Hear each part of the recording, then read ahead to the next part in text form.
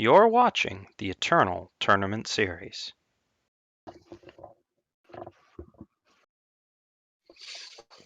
Welcome back to the Season 4 Invitational. We're now in our 5th round of the tournament, and only 16 players remain. Over half the players that started out have been eliminated, and we are back in Loser's Bracket Round 3. Yep, one of these players is going on, and one of these players is leaving. We have Lavastra in Armory versus Bradykin in Voda Combo. Both very solid mid-range 2 control decks with some pretty powerful finishers. Yeah, Armory, if it gets going and gets a large enough weapon, is very difficult for anyone without any burn to get it off if they can just control the board, whereas if Voda Combo gets going and does its full thing, it's going to draw a ton of cards and put a ton of threats into play that Armory isn't going to be able to deal with. So, as usual, whichever one of these decks is going to be able to best execute its game plan is probably going to be the one that comes out on top. Yep, the Voda Combo deck does have some weaknesses against this particular Armory deck. It does have a couple of silences inside it, including 1 Jek the Bounty Hunter and 2 Valkyrie Enforcers. That's a pretty limited amount of silences, but if they match up against the Vodakins themselves, that reduces Vodakin's power to 0 while developing the board for Armory, and that can be really effective if the Vodakin has not already gone off. Yep, but of course, Vodacom has all the Combray threats that you know and love, the Seraphs, the Sandstorm Titans, and everything else. So they're going to be working overtime. However, Lavastra starts off with a very nice opening hand for Armory with 2 Recano Artisans. Artisans, of course, very important in getting the Armory game plan of buffed weapons going on, since they hit every unit in your deck. It's pretty important to get those units big, because if you can get them to 6 power, like 2 Armory buffs is enough to really set up for those Auric Runehammers against cards like Sandstorm Titan and cards like Martial Ironthorn. Basically, everything that sits above 5 health in Bradykin's deck is a big threat to Armory until the Artisans have been played over and over again. Lavastra choosing to quarry here and try and pick up an early advantage with either Torch or Throne Warden. Not sure how much I like that. Like we said, the Recano Artisan game plan is so important that just getting those down as quickly as possible is really important. But it looks like he's just setting up some kind of, Artisan plus Roland's favor turn next turn, which is fine. Yeah, the big risk here, of course, with playing the Artisans before playing the Quarry is that you can Quarry for a unit or weapon, and it's not going to be as buffed from Artisan. Since Lavastra is expecting to set up for the slow game, there is a lot of good stuff to be said for actually setting up in that fashion. Right now, he has units but no weapons. He definitely needs to find weapons to get things going, because that Smuggler's Stash does not get a lot of extra value just by getting Artisans back. It isn't bad, but it's not really what he's looking for. Yeah, and on the other side of the board, Bradykin has deployed the first real threat of the day, a Sandstorm Titan. And that Sandstorm Titan might just die to 2 torches here. Yeah, Lavastra can also play down a Throne Warden in front of it and just double block. Either option works out just fine.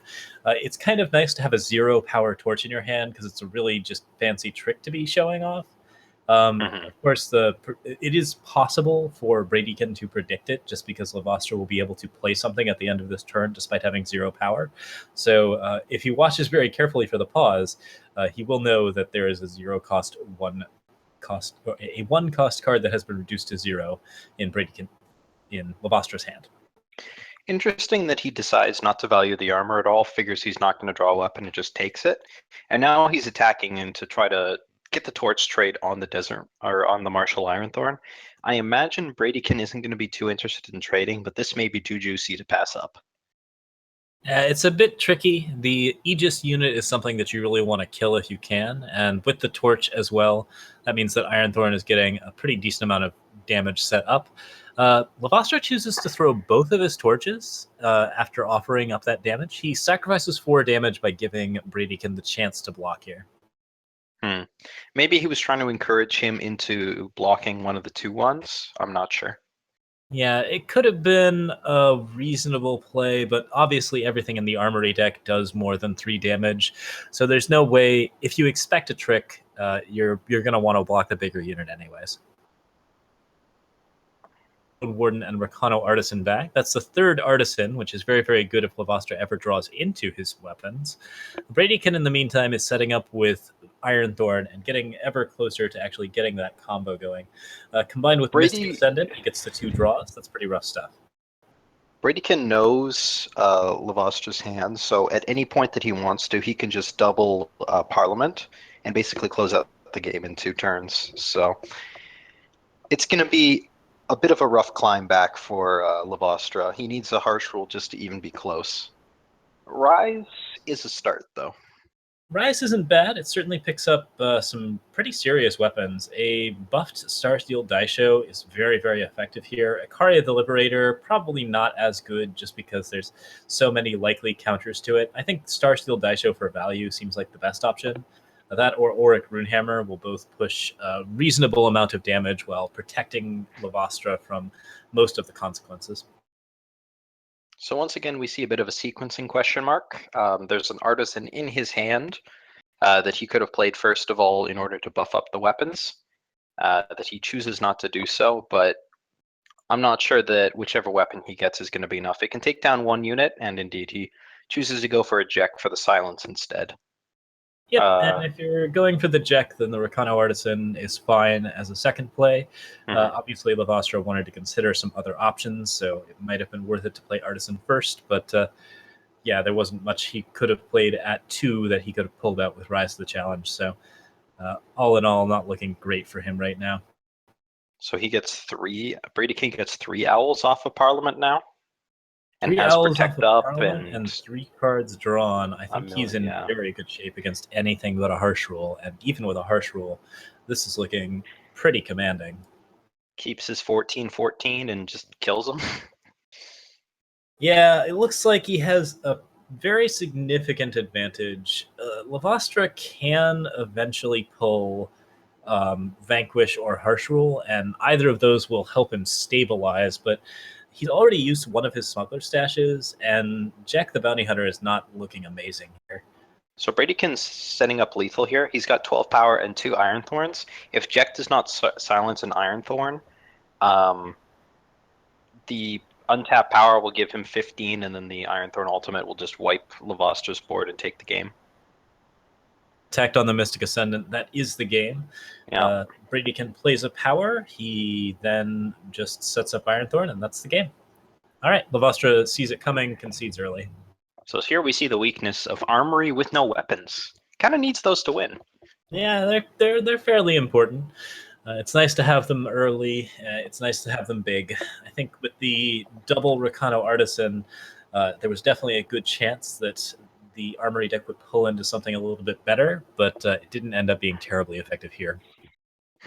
So looking now at the sideboards, Bradykin's got the cards that you basically want. Your units are pretty big, so getting stuff like Stand Together and Protect are going to be quite effective. You don't really need the Vanquishes here. Armory isn't presenting that many units that you care about. You're much more concerned about weapons and spells. So I imagine we'll see some kind of a swap there. Reality Warden, not normally a card that we see coming in, but could be quite effective. Just a 7/7 is so hard to kill, and it gets out of that 6 power Runehammer range. It's also very good because it locks down Smuggler's Stash. Since its enemy cards can't leave the void, it prevents weapons from coming out, and it's just really, really effective against the Armory matchup. Yeah, looking over at Lavostra, he's got a couple cards of his own that are interesting. He's got Annihilates, which can be quite good at taking down the Martial Ironthorns and what have you. Steward of the Past can gum up the board quite effectively, so he's playing a little bit shadow heavier version. Protects and Copperhall Bailiffs and Plagues and Furnace Mages, probably not for this matchup. The Soulfire Drakes in particular are very interesting. Do you think you bring those in here? They're relatively effective, but not against Sandstorm Titan and Desert Marshal, both of which are pretty common in the Combray deck. I think that there's a case for them to be made because they are direct damage to face, and just being aggressive with your cards can be really effective. But this is the version of the deck that runs 4 Sandstorm Titans, 4 of the Owl cards, and 4 Desert Marshals. So there's just so many answers to Soulfire Drake that don't feel good here. And bringing in more units is kind of awkward when your game plan is at least theoretically built around weapons. Yeah, especially since Soulfire Drake's big deal is that it makes other units just a little bit more aggressive. Soulfire Drake has some anti-synergy with Icaria because it can't give it flying or charge. It's not really doing a lot if it's giving Rakano Artisan flying or charge, and beyond that, like you basically have Valkyrie Enforcer with charge, and that's the extent of Armory's unit plan. Really, Soulfire Drake doesn't do a lot here.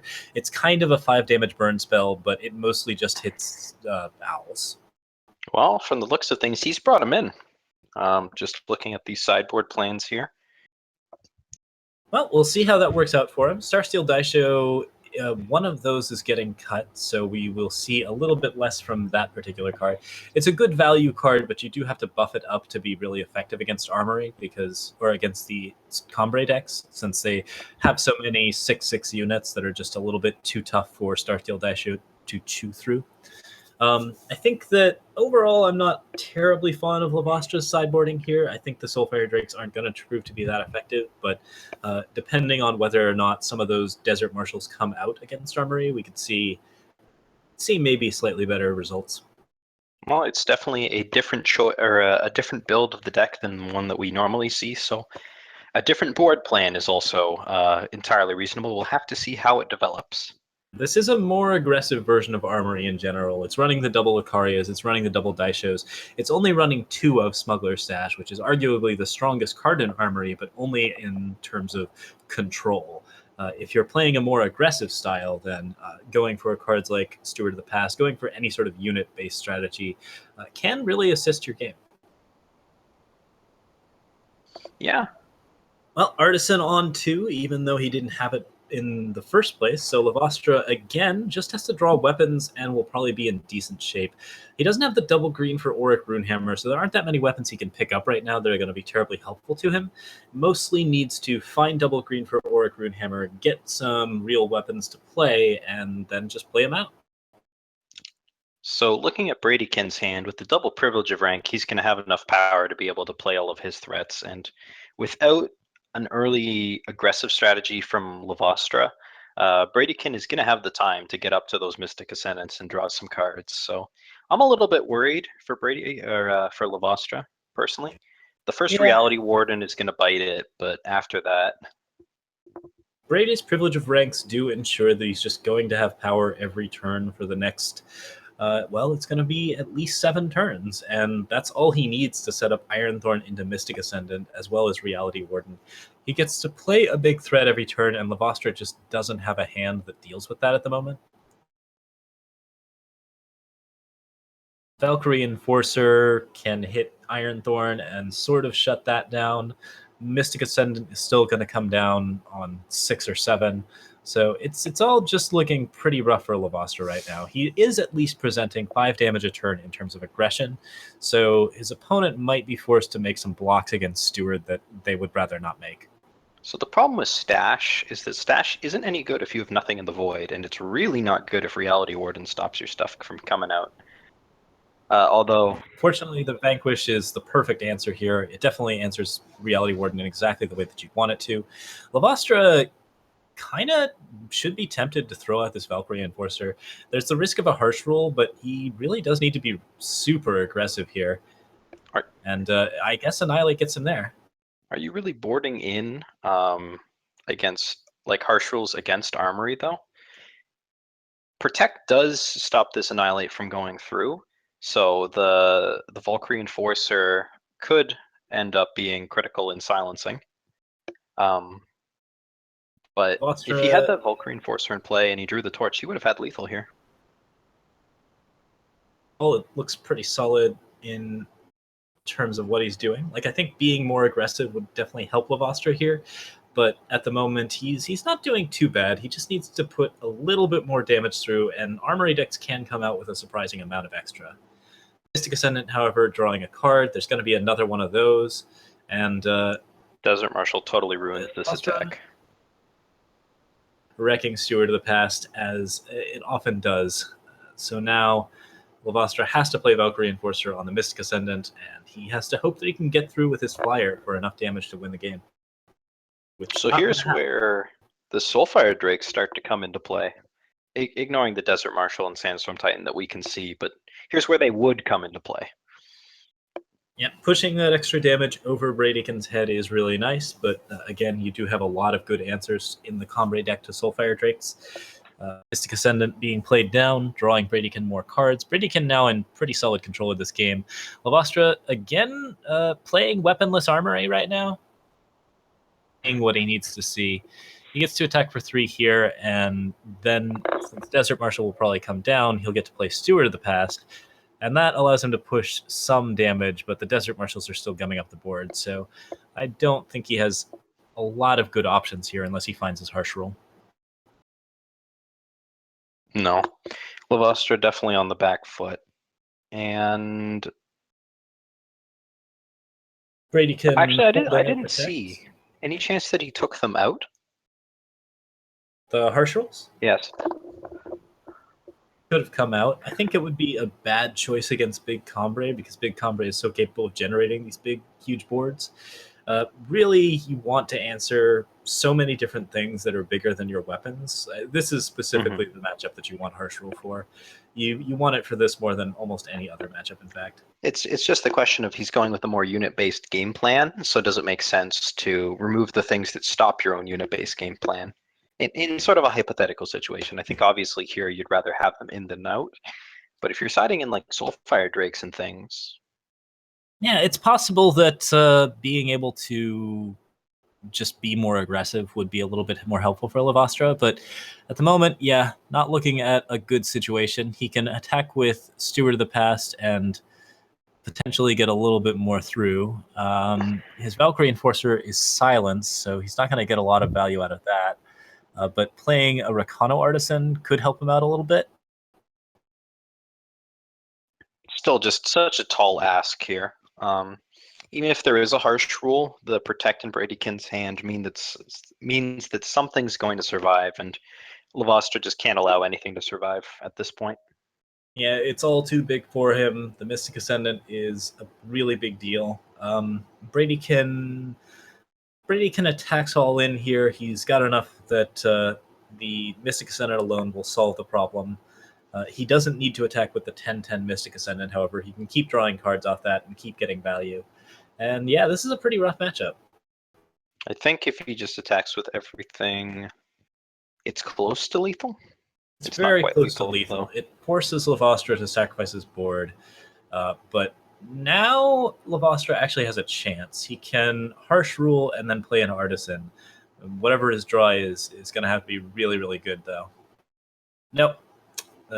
Seed of Glory is not it. So Lavastra running 2 games and falling out of the loser's bracket with Weaponless Armory. Never a place that you want to be and never where you are when you draw it up, but it does sometimes happen, and Bradykin moves on with his Vodacombo deck in the loser's bracket. Yeah. He's not quite home free in top 8 yet. He's just 1 game away, though. Yeah, he could make it. So one more round to see if he can do so, and then we shall see if the big Combray shall proceed onwards. So results from the other matches: Sir Rhino defeated DMK 2-0 Swift in swift order. So unfortunately, DMK, despite winning on stream, was then defeated in the next round. But Sir Rhino moves on. Flash defeats Menace 2-1. So he moves on there, and I believe we're moving into our final match of losers bracket round 3, which is Docta versus Hythar. Yeah, this should be an exciting setup overall. We have Big Combray versus TPJ Midrange, and looking pretty interesting. The only TPJ mid-range deck in the event. Yeah, I see a Vanquish in Hythar's hand being aimed at a predatory Carnosaur.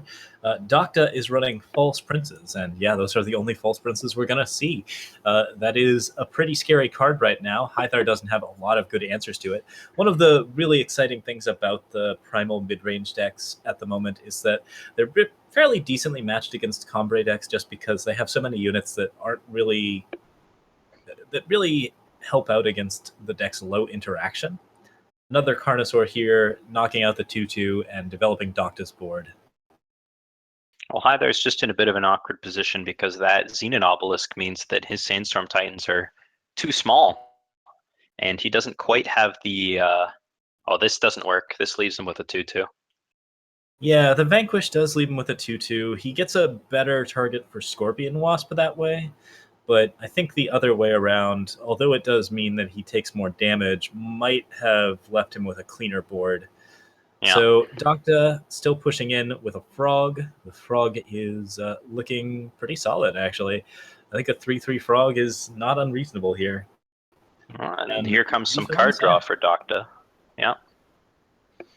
So an Obelisk of his own, but it looks like this Sandstorm Titan might be a little bit too little too late because he needs to jump here, and then he's just not going to have enough units in play. And a second Xenon Obelisk means that it's just game over right now. Yep, double Obelisk, and Hyther has unfortunately been crooked by a Frog. We are... So is that... Are they even now, or is there one more round? No, that was game the 3. end of the losers bracket round 3, and that is the end of Hythar's tournament. Now I had Hythar as one of my players for top 8, but unfortunately he's defeated by Docta, who's playing in his second ever invitational tournament, or his second ever ETS tournament, I believe. Docta was one of our LCQs, had not played in any matches beforehand, no serious points, no invitational points, and now he's just a single game off of top 8. So the history of LCQ players doing fantastic in invitationals continues because they just come out of nowhere. Yeah, that Elysian deck is a pretty good buy-in here. I think it matches up pretty well against a lot of the decks in the series. We'll see how it does against Chalice Control, but there are some ways that you can build the deck in which you can actually deal with that Chalice deck, and so we'll see what ends up happening as a result. I believe we're doing our aReNGee Eternal plug, actually. So for those of you that aren't aware, we are the aReNGee Eternal team, and we have our own aReNGee Eternal website on which we write on various article content. We're going to be talking a lot about the different spoilers that are coming out for Omens of the Past. I know LocoPojo himself has a number of sweet brews planned already, especially around that new Calderon card that came out. And you can find a variety of different writers. Tier lists are there, always popular, and all the tournament info that you're looking for. If you're interested in getting involved in the internal tournament series, or want to see, who's leading in the standings, check out any of the tournament results, that's the place to find it. So go over to aReNGee Eternal and be sure to check that out. good time. I highly recommend it. Yeah, so we're going to be going to a short break here, and then we will be back with Winners Bracket Round 3, which will be our final Winners Bracket match of the day. The winners will move on into top 8, and the losers will drop down into Losers Bracket Round 4 for our final match. So we'll be right back. See you then, folks.